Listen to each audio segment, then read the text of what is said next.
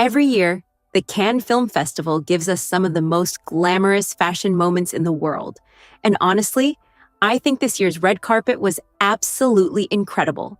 We saw everything: dreamy couture gowns, vintage archive fashion, dramatic trains, sparkling diamonds, and celebrities completely owning the carpet with main character energy. So today, I'm counting down my personal picks for the 12 best-dressed stars at the 2026 Cannes Film Festival. Daisy Edgar-Jones, May 18th. Let's start with Daisy Edgar-Jones because I honestly think she delivered one of the most quietly beautiful fashion moments of the entire Cannes Film Festival. The second I saw her at the Fior premiere, I immediately loved how the look felt daring and glamorous at the same time without trying too hard to shock people. She wore this custom Balenciaga gown by Pierpaolo Piccioli, and what I personally found so interesting was how cleverly the dress played with Cannes' strict rules about sheer outfits. Instead of going for an obvious naked dress, Daisy's gown used this soft, pale nude mesh, layered with crystals, silver beads, and shimmering paillettes to create this dreamy, cloudy illusion on the body. From far away, it almost looked like liquid sparkle floating around her. The silhouette itself was also really elegant. I loved the high neckline mixed with the deep leg slit and that dramatic low cowl back because it balanced sophistication with just enough sensuality. Then the tiny trailing cape added movement every time she walked, which made the whole outfit feel even more cinematic on the carpet. But honestly, my favorite detail might have been the necklace styling. Instead of wearing the massive Boucheron diamond necklace normally, she flipped it backwards so the diamonds cascaded all the way down her bare back. That little styling decision completely transformed the look for me and made it feel much more memorable and editorial. Her wispy fringe and loose updo stopped the gown from feeling too heavy, while the glowing pink tone makeup kept the entire appearance fresh and modern instead of overly dramatic. For me, this was one of those Cannes looks that proves you don't always need giant ball gowns or extreme theatrics to stand out. Aishwarya Rai Bachchan, May 22nd. The second Aishwarya Rai finally appeared at Cannes after all the rumors about her absence. It honestly felt like the entire festival suddenly woke up. Social media had already been panicking for days, wondering where she was. So when she finally stepped onto the carpet in that massive royal blue Amit Agarwal gown, the reaction online was absolutely explosive. And honestly, I completely understand why people were calling it an internet-breaking moment, because this look was pure Cannes drama from head to toe. She wore a custom Amit Agarwal creation built around his signature futuristic sculptural style.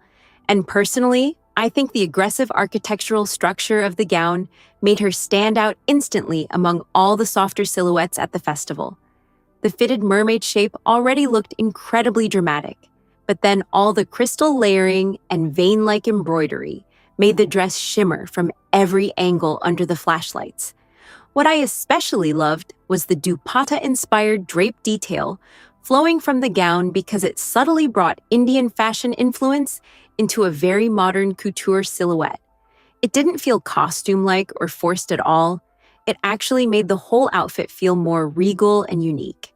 And honestly, the sapphire choker immediately reminded me of her legendary Cannes 2006 snake necklace moment. The entire royal sapphire styling theme worked beautifully because everything, from the jewelry to the makeup tones, stayed cohesive with the deep blue color palette of the gown. Then later, switching into a softer blush pink Sophie Couture gown alongside Aishwarya Bachchan created this completely different, dreamy mother-daughter fashion moment that fans absolutely loved online. But for me, what made this appearance truly iconic wasn't just the gown. It was the energy around it, the photographers going wild, the endless camera flashes, the internet reactions, the queen has returned, comments everywhere. It honestly proved that Cannes still doesn't feel complete until Aishwarya walks those famous steps. Georgina Rodriguez, May 18th.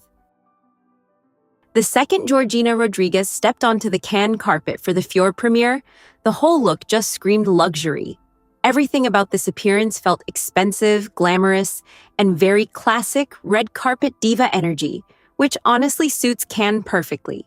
Instead of wearing a brand new couture gown, Georgina went for a vintage archival Georges Hobeika, designed from the Fall Couture 2011 collection. And personally, I think that choice made the look even more interesting. The soft mauve nude color looked incredibly elegant under the cameras, while the fitted mermaid silhouette gave her that timeless movie star shape that Cannes carpets always need more of. One thing I really loved here was the texture of the gown. The delicate draping, sheer layered fabrics, and lace embroidery stopped the dress from looking too simple or flat. But let's be real, the jewelry completely took this appearance to another level. Since she's a Chopard ambassador, Georgina arrived wearing over 300 carats of emeralds and diamonds.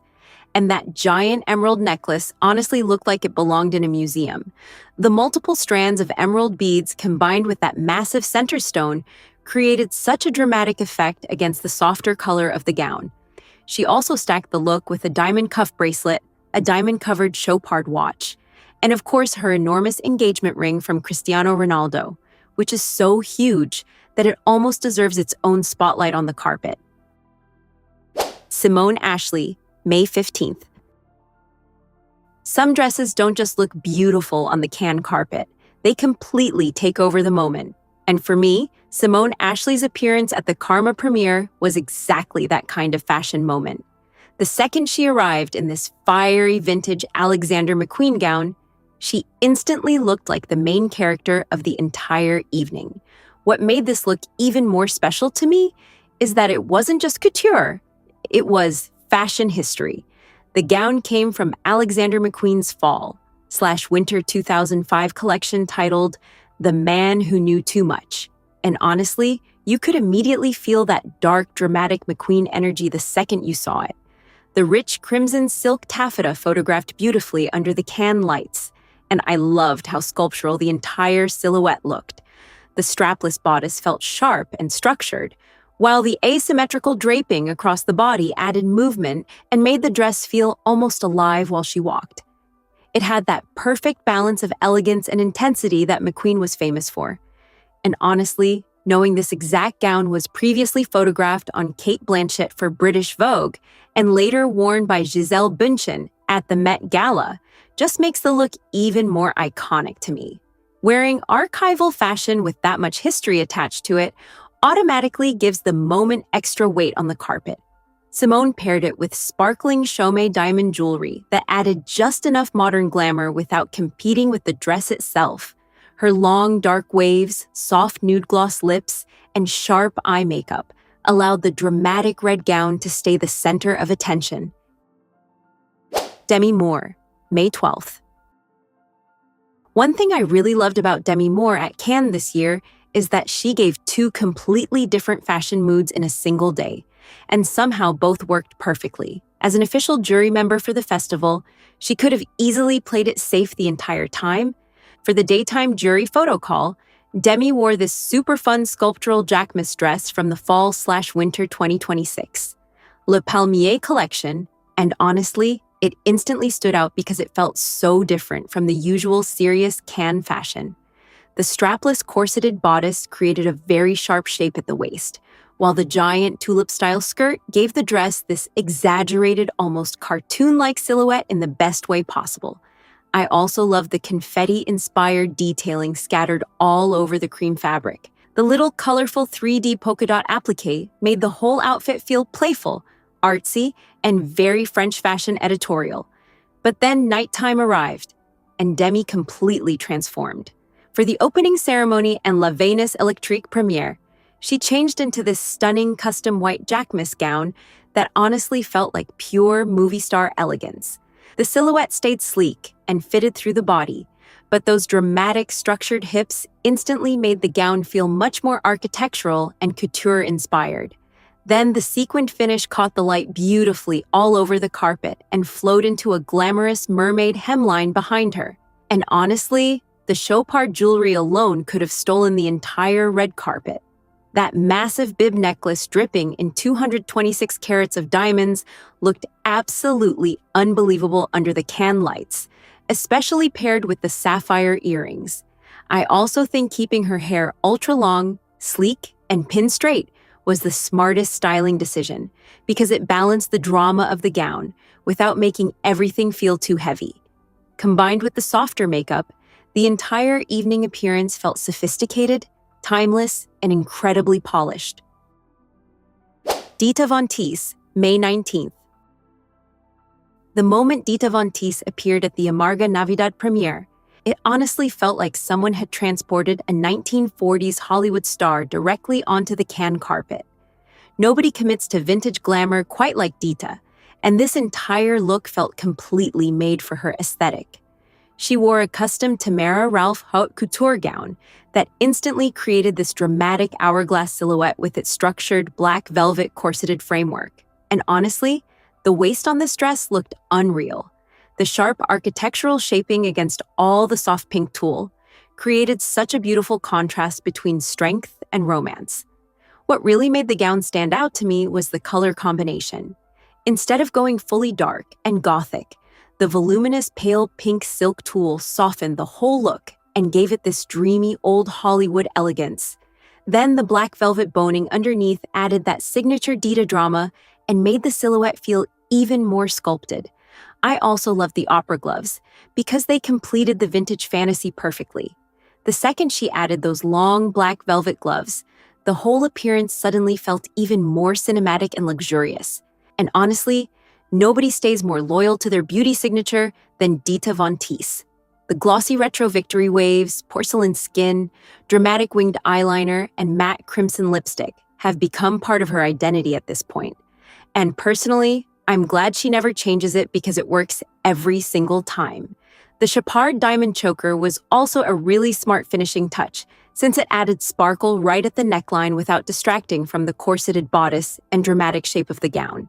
For me, this was one of the most visually complete looks at Cannes because every single detail, from the gloves to the hair to the silhouette, worked together perfectly to create one cohesive, glamorous fantasy. Sofia Carson, May 18th. The dress had this huge princess-style silhouette with endless cascading ruffles that floated beautifully while she walked. And personally, I think Cannes is the perfect place for this kind of dramatic, romantic fashion. The soft baby pink color also looked stunning under the lights because it gave the whole appearance this dreamy, glowing effect instead of looking overly bright or childish. One thing I really liked here was the balance of the gown itself. Even though the skirt was massive and full of volume, the fitted bodice kept everything polished and elegant, so the look never became overwhelming. It still felt very refined and red carpet appropriate instead of costume-like. And honestly, the Chopard jewelry added so much richness to the softer pink palette. The yellow and white diamond necklace immediately caught my attention because it brought warmth and sparkle to the entire look without taking away from the gown. Combined with the matching earrings, the jewelry made the whole appearance feel much more luxurious and grand. I also think Sofia styled the look very smartly. Instead of dramatic makeup or complicated hair, she kept everything soft, polished, and glowing, which allowed the giant ruffled gown to remain the center of attention. The neutral glam and elegant hairstyle matched the romantic vibe perfectly. For me, this was one of the prettiest princess glamour looks of the festival because it fully embraced femininity, softness, and classic Cannes elegance without looking boring or too safe. Heidi Klum, May 12th. Heidi Klum honestly treated Cannes like her own personal fashion runway this year because she didn't just serve one memorable look, she gave multiple dramatic red carpet moments within the same festival. And the thing I really loved is that both appearances had completely different energies while still feeling very Heidi. For the opening ceremony on May 12th, she arrived at the La Venus Electrique premiere wearing this dreamy pale peach Elise Saab couture gown that looked straight out of a fantasy garden. The dress had a sculpted, strapless silhouette hugging the body beautifully, but the giant floral applique blooming at the neckline completely transformed the whole look into something whimsical and theatrical. Personally, I think that flower detail was the best part because it instantly drew your eyes upward and gave the gown this almost fairy tale-like quality. The hints of lilac, yellow, and soft green inside the petals also added dimension instead of making the dress feel too monochromatic. Then the long flowing train behind her brought that extra can-level drama while she walked the staircase. I also thought the softer styling worked perfectly here. Her retro-inspired blonde waves, fresh glowing makeup, and minimal diamond jewelry kept the entire appearance elegant and romantic instead of overcomplicated. And honestly, changing later into a shimmering gold-fringed Naeem Khan cocktail dress for the opening dinner felt very Heidi Klum too, glamorous, playful, and made for movement. But then May 18th arrived, and suddenly Heidi switched from dreamy glamour to full couture drama. Romee Strijd, May 15th. Romee Strijd's Cannes appearance felt like pure, modern princess glamour to me. The second she stepped onto the carpet for the Karma screening in that soft sky blue gown, the whole look instantly gave this dreamy fairy tale energy that Cannes always does so well. She wore a custom Anastasia Zadorina couture dress with an elegant off-the-shoulder neckline, and personally, I think that neckline made the entire look feel extra romantic and graceful. The structured bodice kept everything polished and sculpted, while the giant flowing train behind her added that dramatic movement every Cannes staircase moment needs. What I especially liked was the balance between softness and glamour here. The pastel blue color felt very delicate and ethereal, but then the thigh-high slit suddenly added a sharper, more modern edge to the silhouette. It stopped the gown from feeling too safe or overly princess-like. And honestly, the chopard jewelry elevated the whole outfit even more. That huge diamond necklace sitting across the open neckline immediately became one of the focal points of the look for me because it sparkled beautifully against the icy blue fabric. I also think the styling choices were very smart. Pulling her hair into a sleek updo kept all the attention on the neckline, shoulders, and jewelry instead of covering everything with loose waves. Then the glowing skin and softer makeup helped maintain that fresh fairy tale vibe without competing with the dramatic gown. Alexandra Leclerc, May 13th. Alexandra Leclerc's Cannes appearance honestly felt like a modern bridal fantasy mixed with classic Formula One glamour.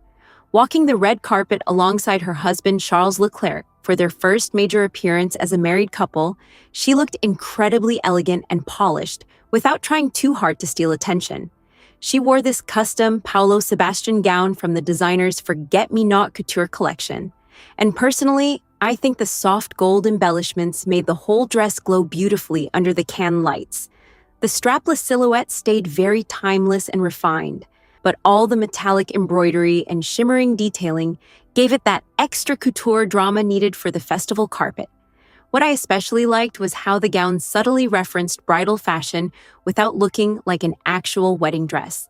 Since the couple got married earlier in the year, the softer gold tones and romantic styling almost felt like a continuation of that newlywed elegance. The accessories were also really well balanced.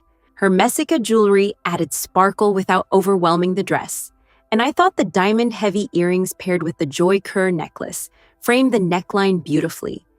I also think the glam stayed exactly where it needed to be, soft, radiant, and sophisticated.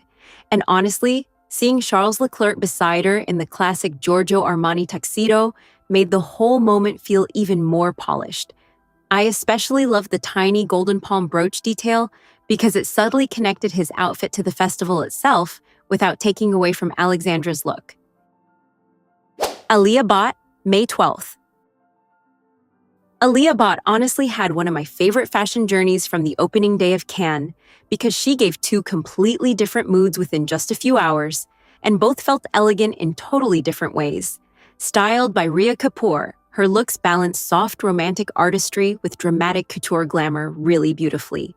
Earlier in the day at the Hotel Martinez, Alia stepped out in this dreamy mint green Yash Patil ball gown that immediately felt very vintage Riviera-inspired to me. The full-circle silhouette had this gorgeous 1950s elegance, but what made the dress truly special was the fact that it was completely hand-painted, with watercolor-style, botanical, and coastal artwork by Ahmedabad muralist Basuri Choksi. Personally, I loved how artistic the gown felt without becoming costume-like.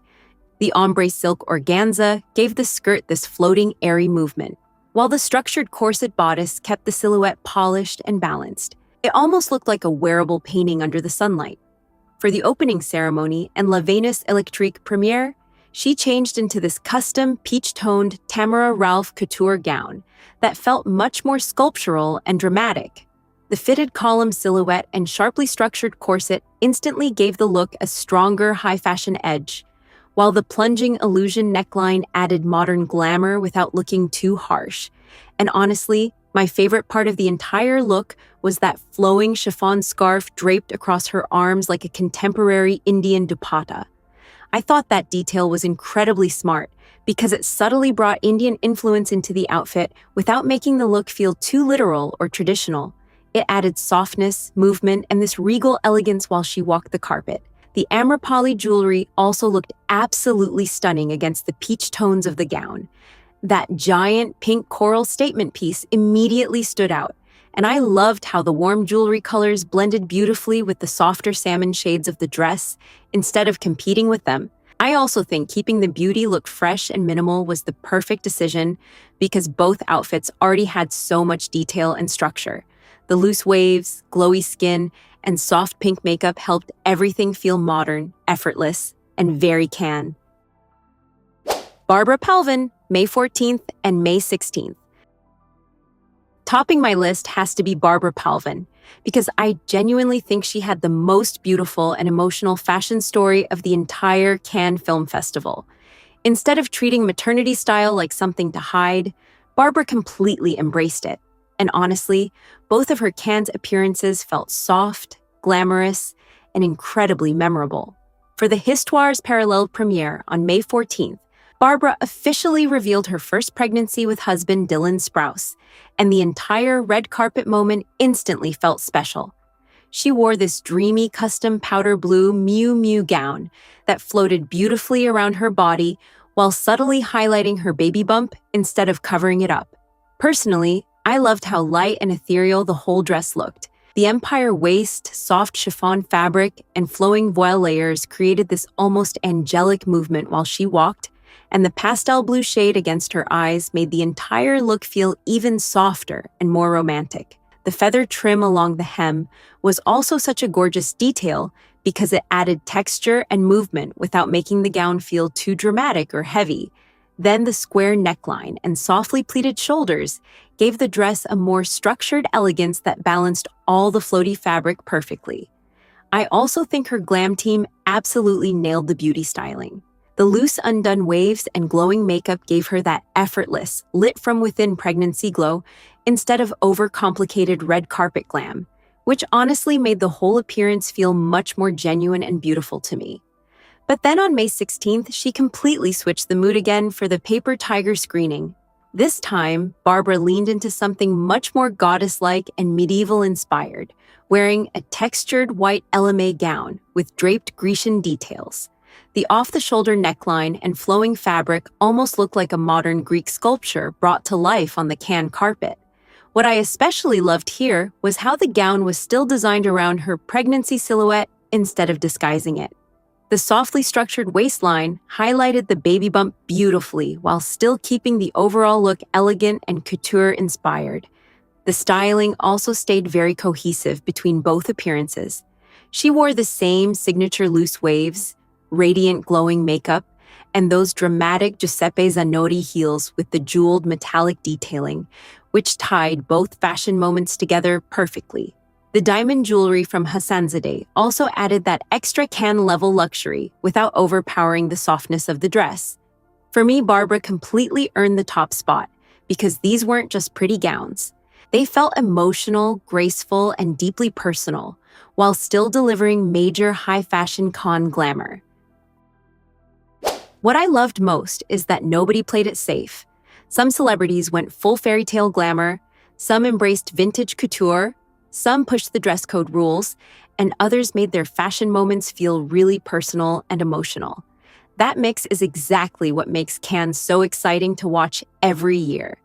Now, I really want to know your opinion. Who do you think was the best dressed star at the 2026 Cannes Film Festival?